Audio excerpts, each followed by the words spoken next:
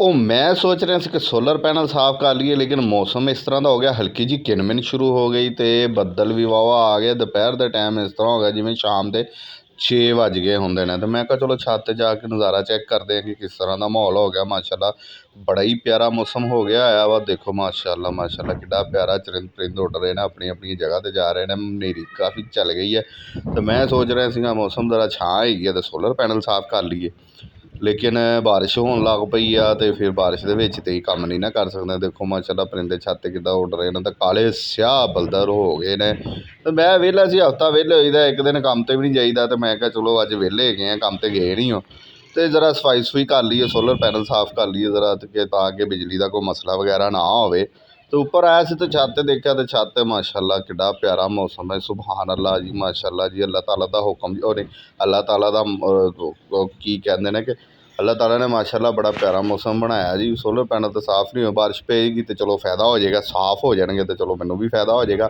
ਅਤੇ ਜ਼ਰਾ ਦੇਖਦੇ ਹਾਂ ਕਿਹੜਾ ਪਿਆਰਾ ਮੌਸਮ ਹੈ ਜੀ, ਮਾਸ਼ਾਅੱਲਾ ਜੀ, ਇੰਜੋਏ। ਅਤੇ ਇਹ ਦੇਖੋ ਮਾਸ਼ਾਅੱਲਾ ਮਾਸ਼ਾਅੱਲਾ ਬਾਰਿਸ਼ ਪਏਗੀ ਅਤੇ ਇਹ ਦੇਖ ਲਓ ਜੀ, ਹੁਣ ਸਾਡੇ ਨਾਲ ਦੀਆਂ ਛੱਤਾਂ 'ਤੇ ਵੀ ਅੱਗੇ ਪਿੱਛੇ ਵੀ ਸਾਰੇ ਬਿੱਲੀ ਵੀ ਚਲੋ ਆਪਣੇ ਘਰ ਨੂੰ ਜਾਣ ਡਈ ਹੈ। ਸਾਰੇ ਚਲੋ ਆਪਣੇ ਆਪਣੇ ਟਿਕਾਣੇ ਲੱਗ ਗਏ। ਹਨੇਰੀ ਨੂਰੀ ਆ ਰਹੀ ਹੈ ਅਤੇ ਬਾਰਿਸ਼ 'ਚੋਂ ਬਚਣਾ ਚਾਹੀਦਾ, ਹਨੇਰੀ ਤੋਂ ਬਚਣਾ ਚਾਹੀਦਾ ਜੀ। ਅਤੇ ਹਰ ਜਗ੍ਹਾ ਜੀ ਉਹ ਮੇਰਾ ਭਾਈ ਕਬੂਤਰ ਸ਼ਬੂਤਰ ਵੀ ਰੱਖੇ ਹੋਏ ਨੇ ਛੱਤਾਂ ਦੇ ਉੱਤੇ, ਅਤੇ ਚਲੋ ਉਹ ਵੀ ਜ਼ਰਾ ਸੈੱਟ ਸੁੱਟ ਕਰ ਰਹੇ ਨੇ। ਅਤੇ ਮੌਸਮ ਬੜਾ ਪਿਆਰਾ ਹੋ ਗਿਆ ਸੀ। ਮੈਂ ਕਿਹਾ ਚਲੋ ਸੋਲਰ ਪੈਨਲ ਸਾਫ਼ ਕਰਦੇ ਹਾਂ, ਅਤੇ ਚਲੋ ਦੇਖਦੇ ਹਾਂ ਜੀ ਕੀ ਹੁੰਦਾ ਹੈ। ਬਾਰਿਸ਼ ਪਏਗੀ, ਬਾਰਿਸ਼ ਤੋਂ ਚਲੋ ਸੋਲਰ ਪਲੇਟਾਂ ਧੁੱਲ ਜਾਣਗੀਆਂ। ਤਾਂ ਮੌਸਮ ਬੜਾ ਪਿਆਰਾ ਹੋਇਆ ਸੀ। ਮੈਂ ਕਿਹਾ ਚਲੋ ਛੱਤ 'ਤੇ ਜਾਂਦੇ ਹਾਂ ਤਾਂ ਮੌਸਮ ਜ਼ਰਾ ਚੈੱਕ ਕਰਦੇ ਹਾਂ। ਸੋਲਰ ਪੈਨਲ ਹੈ ਮੇਰੇ ਲੱਗੇ ਹੋਏ ਨੇ, ਉਹ ਭਾਈ ਕਬੂਤਰ ਵੀ ਆਪਣੇ ਡੱਕਣ ਡੱਕਦੇ, ਹਨੇਰੀ 'ਚ ਨਾ ਉੱਡ ਜਾਣ।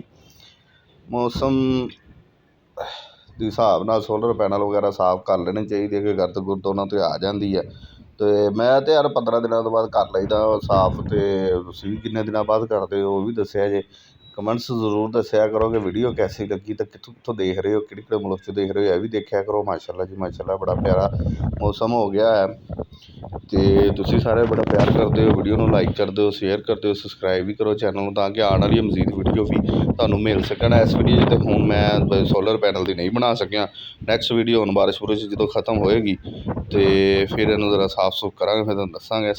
ਸਟੈਂਡ ਵੀ ਤੁਹਾਡੇ ਭਰਾ ਨੇ ਆਪ ਹੀ ਬਣਾਏ ਨੇ, ਬੜੇ ਪਿਆਰੇ ਮਾਸ਼ਾਅੱਲਾ ਮਜ਼ਬੂਤ ਸਟੈਂਡ ਬਣ ਗਏ ਨੇ। ਹਨੇਰੀ 'ਚ ਵੀ ਇਹ ਵੀ ਦੇਖਣਾ ਕਿਤੇ ਉੱਡ ਹੀ ਨਾ ਜਾਣ। ਅੱਜ ਕੱਲ੍ਹ ਸਟਰਕਚਰ ਵੀ ਉੱਡ ਜਾਂਦਾ ਹੈਗਾ ਸੋਲਰ ਪੈਨਲਾਂ ਦਾ, ਇਹ ਵੀ ਜ਼ਰਾ ਮਜ਼ਬੂਤੀ ਹੈ ਕਿ ਨਹੀਂ ਹੈ। ਮੈਂ ਕਿਹਾ ਚਲੋ ਇਹ ਵੀ ਚੈੱਕ ਕਰ ਲਈਏ। ਦੇਖੋ ਜੀ ਬੱਦਲ ਤਾਂ ਐਵੇਂ ਕਾਲੇ ਸਿਆਹ ਆਏ ਹੋਏ ਨੇ, ਇੱਦਾਂ ਲੱਗ ਰਿਹਾ ਕਿ ਸ਼ਾਮ ਦੇ 6 ਵੱਜ ਗਏ ਹੁੰਦੇ, ਲੇਕਿਨ ਹੈ 2 ਵਜੇ ਦਾ ਟਾਈਮ ਹੈ ਦੁਪਹਿਰ ਦਾ। ਅਤੇ ਹੁਣ ਜਿਸ ਤਰ੍ਹਾਂ ਹੀ ਮੌਸਮ ਜ਼ਰਾ ਸਾਫ਼ ਹੋਏਗਾ ਤਾਂ ਉਸ ਤੋਂ ਬਾਅਦ ਜ਼ਰਾ ਸੋਲਰ ਪੈਨਲਾਂ ਨੂੰ ਚੈੱਕ ਕਰਾਂਗੇ, ਇਹਦੇ ਨਾਲ ਜ਼ਰਾ ਕੱਪੜਾ ਛੱਪੜਾ ਮਾਰਾਂਗੇ, ਕੱਪੜਾ ਛੱਪੜਾ ਮਾਰ ਕੇ ਇਹਦੇ ਨਾਲ ਸਾਫ਼ ਸੁਫ ਕਰਾਂਗੇ, ਤਾਂ ਕਿ ਸਾਡੀ ਜਿਹੜੀ ਹੈਗੀ ਹੈ ਬਿਜਲੀ ਦਾ ਵੀ ਹਿਸਾਬ ਕਿਤਾਬ ਹੈ। ਅਸੀਂ ਤਾਂ ਹੁਣ ਲਗਾਇਆ ਹੋਇਆ ਸਿਸਟਮ ਜਿਹੜਾ ਡਾਇਰੈਕਟ ਬਿਜਲੀ ਦਿੰਦਾ ਹੈਗਾ, ਕੋਈ ਔਨ ਗ੍ਰਿਡ ਨਹੀਂ, ਕੋਈ ਬੈਟਰੀ ਨਹੀਂ, ਕੁਛ ਨਹੀਂ, ਸਾਰਾ ਦਿਨ ਸੋਲਰ 'ਤੇ ਚੱਲਦਾ ਹਰ ਚੀਜ਼। ਤਾਂ ਵੀਡੀਓ ਦਾ ਇਖਤਤਾਮ ਕਰਦੇ ਹਾਂ, ਮਿਲਦੇ ਹਾਂ ਜੀ ਤੁਹਾਨੂੰ ਅਗਲੀ ਵੀਡੀਓ 'ਚ।